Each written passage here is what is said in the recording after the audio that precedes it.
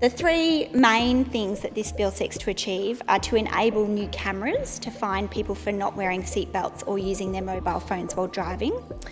It also adds to the list of serious offences that Victoria Police may use to trigger immediate licence suspension and disqualification when charges are laid under the Road Safety Act. The infringement penalty for using a mobile phone is 4 demerit points and a $545 fine. However, it can also result in a court-ordered penalty, which can be up to $29,400. So it's quite a large infringement.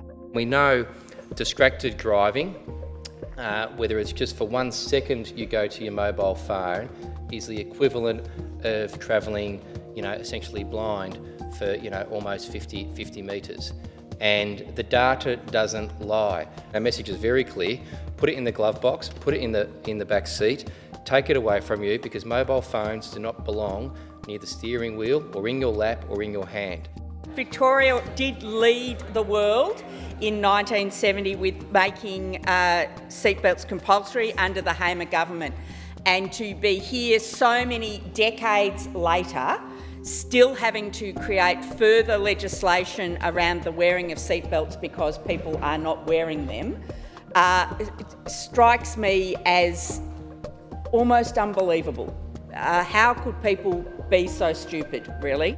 We've made it a priority to invest $34 million over 5 years to roll out new detection cameras and enforce systems. So we can't expect the police to look into every car. We can't expect them to see what everybody is doing in every car or to know what everybody is doing in the car. But we need people to be more responsible in their cars. The first year of the pandemic, the road toll went up to $232. The following year, it increased again, and in fact this year we're year to date 7.8% up on the year before. At this rate, Acting Speaker, we're going to have a death toll in Victoria approaching 250 or greater, which is sort of a toll we haven't seen for a long time in Victoria. And that's after this government's alleged commitment to road safety, its commitment of taxpayers' funds of $1 billion. The Monash University Accident Research Centre estimated that mobile phone enforcement camera program could prevent 95 casualty crashes a year. This 3-month trial found 1 in 42 to be using their mobile phone, and that's a number that we all know is way too high.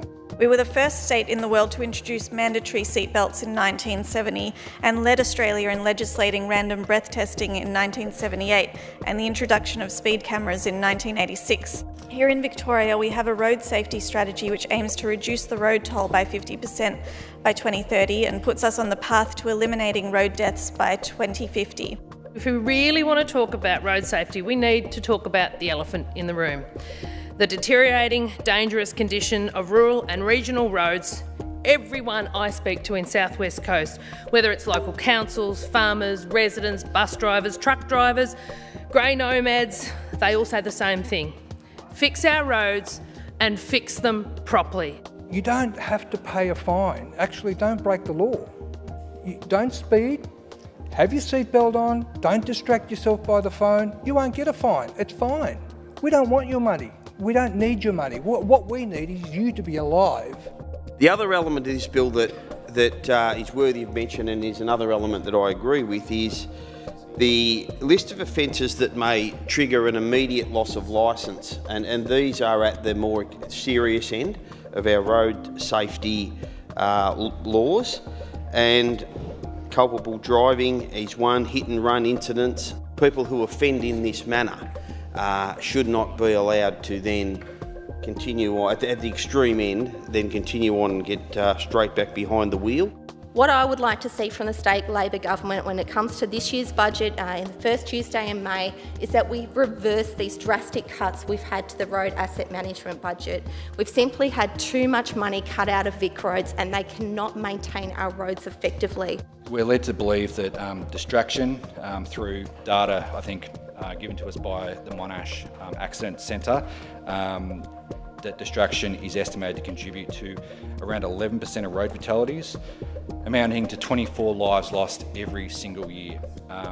And driver distraction is also estimated to change the lives of around 400 people each year through serious injuries as well. I'm comforted that there is not the pure reliance on the artificial intelligence technology, which will detect whether people are indeed using a mobile phone, but that there'll be where that technology identifies that, there'll then be a human review of the images as well to see whether someone has done the wrong thing or not. We desperately need more enforcement beyond cameras. We need cops on the road. We need people wondering when they're going to pop up.